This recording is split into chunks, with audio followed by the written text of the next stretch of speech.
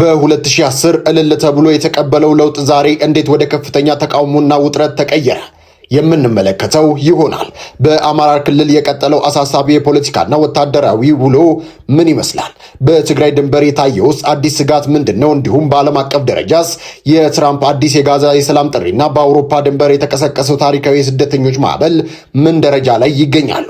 የዛሬው መረጃዎቻችን ናቸው። ሰላም ጤና ይስጥልኝ ውድ የናቲ 16 ቤተሰቦች፣ ወቅታዊ መረጃን ይዘን ቀርበናል። ለቻናላችን አዲስ ከሆናችሁ ሰብስክራይብ በማድረግ አብራችሁን ቆዩ። የኢፌዴሪ ጠቅላይ ሚኒስትር ዶክተር አብይ አህመድ ከአማራ ሚዲያ ኮርፖሬሽን ጋር ባደረጉት ረጅም ቆይታ በርካታ የሀገሪቱ አንገብጋቢ የፖለቲካ የታሪክና የማህበራዊ ጥያቄዎችን ዳሰዋል።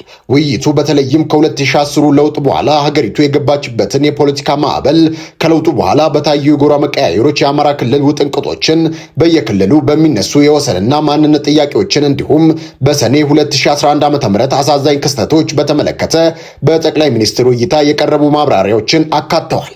በ2010 ዓ.ም የነበረው የፖለቲካ ለውጥ ሲመጣ በከፍተኛ እልልታና ተስፋ የተቀበለው በተለይም የዲያስፖራው ማህበረሰብ በኋላ ላይ እንዴት ፊቱ ወደ ተቃውሞ አዞረ ለሚለው ጥያቄ ጠቅላይ ሚኒስትሩ ሶስት ዋና ዋና ምክንያቶችን ያስቀምጣሉ። አንዳንዶች ለውጡን በእኔ ጥረት ብቻ የመጣ ወይንም የግል ፍላጎት ማሳኪያ አድርገው በመቁጠራቸው ሂደቱ የጋራና በብዙዎች ዘንድ መስዋዕትነት የመጣ መሆኑን ሲረዱ የጎራ ለውጥ አድርገዋል። የምነግስ ወይንም ካልሆነ የማነግስ መሆን አለብኝ የሚል ግትር አስተሳሰብ ለዚህ አቋም መቀያየር ምክንያት ሆኗል ሲሉም ተደምጠዋል። እንዲሁም ከኢኮኖሚያዊና ፖለቲካዊ መጠጋጋት ጋር የሚያያዝ ነው። በተለይም የማህበራዊ ሚዲያ ንግድና ስድብ ገበያ የማድረግ አካሄድ አንዳንዶች ወደ ተቃውሞ ጎራ እንጂ ወደ መፍትሄ እንዳይመጡ አድርጓቸዋል። በሶስተኛ ደረጃ ጠቅላይ ሚኒስትሩ እውነተኛና መሬት የረገጡ ጥያቄዎች ያሏቸውን ወገኖች ያነሳሉ። እነዚህ ወገኖች ለጥያቄዎቻቸው በቂ ምላሽ ባለማግኘታቸው ተስፋ መቁረጣቸውንና ይህም የእኛን ድክመት አለበት በማለት መንግስታቸው ያለበትን ድክመት ሳይሸሽጉ አምነዋል። በአማራ ክልል የሚነሱ የወሰን የህገ መንግስት ማሻሻያና የሰንደቅ ዓላማ ጥያቄዎችን በተመለከተ ጠቅላይ ሚኒስትሩ የሰጡት ማብራሪያ ረጋ ያለ ቢሆንም በፖለቲካው መስክ ትልቅ ውይይት የሚያስነሳ ነው። በአማራ ክልል የሚነሱ የወሰን የህገ መንግስት ማሻሻያና የሰንደቅ ዓላማ ጥያቄዎችን በተመለከተ ጠቅላይ ሚኒስትሩ የሰጡት ማብራሪያ ረጋ ያለ ቢሆንም በፖለቲካው መስክ ትልቅ ውይይት የሚያስነሳ ነው። አንዱ ወገን ብቻ በማስደሰት ጊዜያዊ እፎይታ መፍጠር የመደመር መንግስት መርህ አይደለም። ለችግሮች ዘላቂና አስተማማኝ ሰላምን የሚያመጣ ምላሽ መስጠት ያስፈልጋልም ብለዋል። በተለይም የወልቃይትና የሌሎች አካባቢዎች የወሰን ይገባኛል ጥያቄዎች በምሳሌነት በማንሳት የሁለቱን ክልሎች ህዝቦች ያላሳተፈና በህገ መንግስታዊ መንገድ ያልተረጋገጠ ውሳኔ ለወደፊቱ ዘላቂ ሰላም ሊያመጣ እንደማይችል ገልጸዋል። እንደ ወሰንና የሰንደቅ ዓላማ ያሉ ውስብስብ ጉዳዮች በችኮላ ከሚወሰኑ ይልቅ በሀገራዊ ምክክር ኮሚሽን በኩል በሰፊው ተመክሮባቸው ዘላቂ እልባትን እንዲያገኙ ያላቸውን ተስፋ ተናግረዋል። ጠቅላይ ሚኒስትሩ ከ2010 ለውጥ በፊት የነበረውን የታፈነ የፖለቲካ ምህዳር ለረጅም ጊዜ ተዘግቶ ከቆየ ቤት ጋር አነጻጽረውታል። ቤቱ ሲከፈት ንጹህ አየር እንደገባ ሁሉን አየር ለማስገባት የተከፈተው መስኮት ግን ቢምቢዎችንና አፍራሽ ኃይሎችንም አብሮ እንዲገቡ እድል ሰጥቷል ይላሉ። እነዚህ ኃይሎች የፈጠሩት ረብሻ የህዝቡን ብሩህ ተስፋ ለጊዜው ወደ ስጋት ቢቀይረውም ህዝቡ እውነታውን ተረድቶ ወደ መረጋጋትና ወደ መደመር መንገድ መመለሱን አስረድቷል። በቃለ መጠይቁ መጨረሻ አካባቢ ጠቅላይ ሚኒስትር አብይ በጥብቅ ስሜት ካነሷቸው ጉዳዮች አንዱ የሰኔ 16ቱ አሳዛኝ ክስተትና የነ ጀነራል ሰዓረ መኮንን ህልፈት ነው። ጀነራል ሰዓረን ገና ከሁለተኛ ደረጃ የቦርዲንግ ትምህርት ቤት ጀምሮ የሚያውቁትና በለውጡ ሂደት ውስጥ የመጀመሪያው ሚስጥር አዋቂና የለውጥ ኤጀንት እንደነበር መስክረዋል። በዕለቱ መግለጫ የሰጡበትን ሁኔታ አስመልክቶ የሚሰራጩትን የሴራ ትንተናዎችን ለማስተካከል ተሞክሯል። አሚኮ 4 ኪሎ አቅራቢያ የሚገኝ በመሆኑና ሌሎች ሚዲያዎች ከነ ኢቢሲ ፋናና በሳምንቱ መጨረሻ ምሽት ፍጥነት ባለማሳየታቸው አሚኮ ቀድሞ መግለጫውን እንዲወስድ መደረጉን ጠቅሰው ይህንን አጋጣሚ ባህር ዳር ሆኖ መግለጫ ሰጠው ወደሚል ተረት ማዞር ከእውነት የራቀ ነው ብለዋል። አክለውም በጣም የሚያሳዝነው ነገር ገዳይም ሟችም በአንድ ላይ በጀግንነት የሚወደሱበት የፖለቲካ ባህል መፈጠሩ እንደሆነ ተናግረዋል። የታሪክ መዛባት ታሪክን እንደ ፍላጎት እየመረጡ የመጻፍና በአውራጃነት የመተርጎም አባዜ አሁን ላይ ለሀገሪቱ ጥንቅጥ ዋና መሰረት መሆኑን አብራርተዋል። ጠቅላይ ሚኒስትሩ በዚሁ ቆይታቸው ያነሷቸው ነጥቦች በአንድ በኩል የመንግስታቸውን በጎ ጎኖች እና ያጋጠሙ ፈተናዎችን የሚያስረዱ ሲሆን በሌላ በኩል ግን በሀገሪቱ ባለው ነባራዊ ሁኔታና በህዝቡ ዘንድ ገና ብዙ የሚቀሩ ስራዎች እንዳሉ ብዙዎች እየተናገሩ ነው። ምንም እንኳን የሀገሪቱ ውስብስብ ችግሮች በውይይትና በሀገራዊ ምክክር ለመፍታት የሚደረጉ ጥረቶች ቢኖሩም በአማራና ትግራይ ክልሎች አሁንም ወታደራዊና ፖለቲካዊ ውጥረቶች ተባብሰው ቀጥለዋል። በአማራ ክልልና በተለያዩ አካባቢዎች በየዕለቱ የሚሰሙ ጥቃቶችና ግጭቶች ባልቆሙበት ሁኔታ የክልሉ ፖለቲካና ወታደራዊ ውሎ እንደተለመደው የበረደ አይመስልም።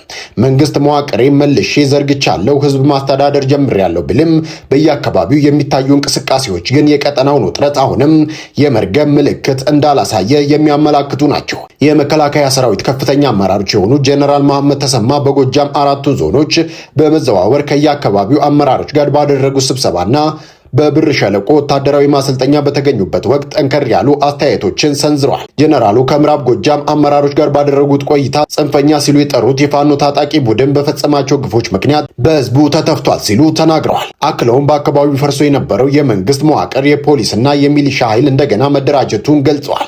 ጀነራሉ በብር ሸለቆ ማሰልጠኛ ለሰለጠኑ የክልሉ ሚሊሻዎች ባስተላለፉት መልእክት ደግሞ ጠላትን ከሩቅ በማስፈራራት የገባበት ገብታችሁ በመደምሰስ ህዝቡ የሚተማመንባችሁ የሰላም ዘብ መሆን ይኖርባቸዋል ሲሉ የኃይል አማራጭን ያጎላ መመሪያ ሰጥተዋል። በሌላ በኩል በክልሉ ምክር ቤት ስብሰባ ላይ የተገኙት የክልሉ ርዕሰ መስተዳደር አቶ አረጋ ከበደ ፋኖችና ህወሓትን በማያያዝ ከበድ ያለ ክስ አቅርበዋል። ትናንት ህወሓት በክልሉ ላይ በደል ፈጽሟል ሲል የነበረው ኃይል ዛሬ 360 ዲግሪ ተለውጦ ህወሓት ስር ተሸጉጧል፣ ስምሪትና ሎጂስቲክስ እየተቀበለ ክልሉን ለማተራመስ እየሰራ ነው ሲሉ ተናግረዋል።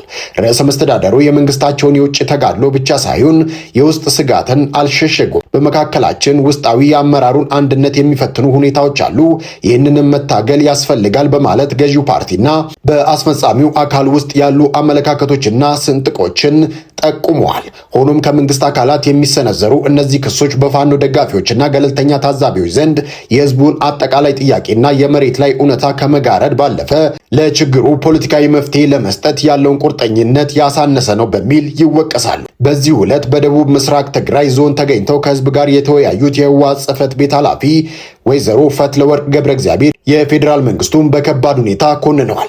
የፕሪቶሪያው ስምምነት ሙሉ በሙሉ እንዳልተፈጸመና የተፈናቀሉ ወገኖች አለመመለሳቸውን የጠቀሱት ወይዘሮ ፈትለወርቅ የፌዴራል መንግስት ከ8 በላይ የሰራዊት እዞችንና ሜካናይዝድ ክፍለ ሰራዊቶችን ወደ ትግራይ ድንበር አስጠግቷል ሲሉ ከሰዋል። አክለውም እንደ ህዝብ እስከሚያጠፉን አንጠብቅም አንፈቅድም በማለት በሁለቱ አካላት መካከል ያለው ውጥረት አሁንም በከፍተኛ ሁኔታ እንደገና ሊያሻቀብ እንደሚችል የሚጠቁሙ ንግግሮችን አድርገዋል። በአሁኑ ወቅት በክልሉና በድንበር አካባቢዎች የሚታዩት እንቅስቃሴዎች ከጦርነት ስቃይ በኋላ ሰላምን ለሚመኘው የአካባቢው ህዝብ አሁንም ስጋትን እየደቀኑ ይገኛሉ።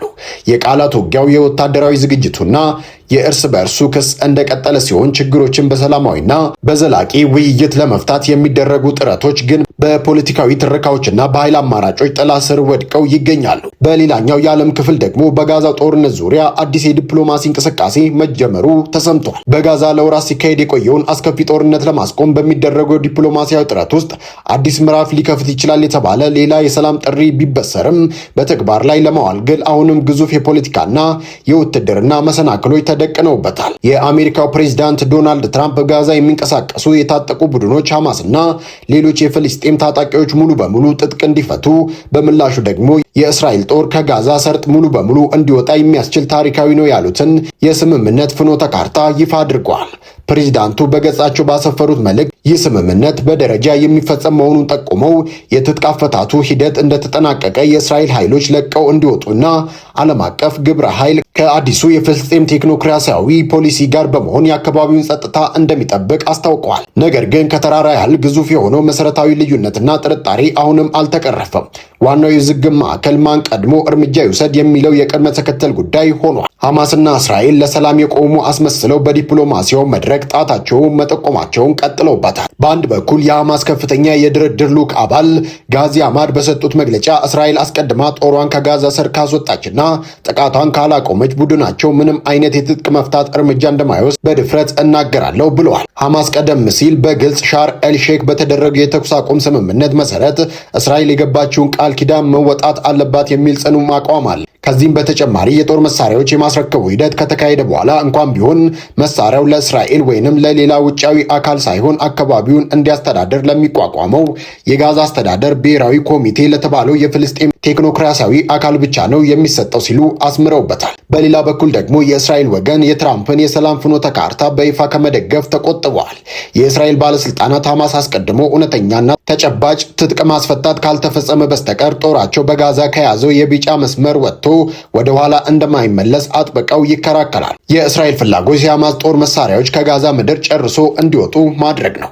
በዚህ መሃል ደግሞ በቴል አቪቭ በኩል ያለው የውስጥ ፖለቲካ ውጥረት ነገሩን የበለጠ ያባብሰዋል። የእስራኤል የብሔራዊ ደህንነት ሚኒስቴርና የጽንፈኛው የአይሁድ ፓርቲ መሪ ኢታማር ቢንዴቪር የቀረበው የውል ረቂቅ በጽኑ ተቃውመውታል።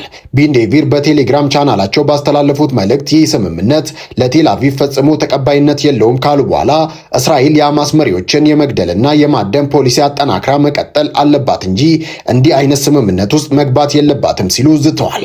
ቀደም ሲል የተደረጉ በርካታ የዲፕሎማሲ ጥረቶች በዚሁ አንተ ቀደም እኔ ልቅደም በሚል ግትር አቋም ምክንያት መሃል መቅረታቸው ይታወሳል።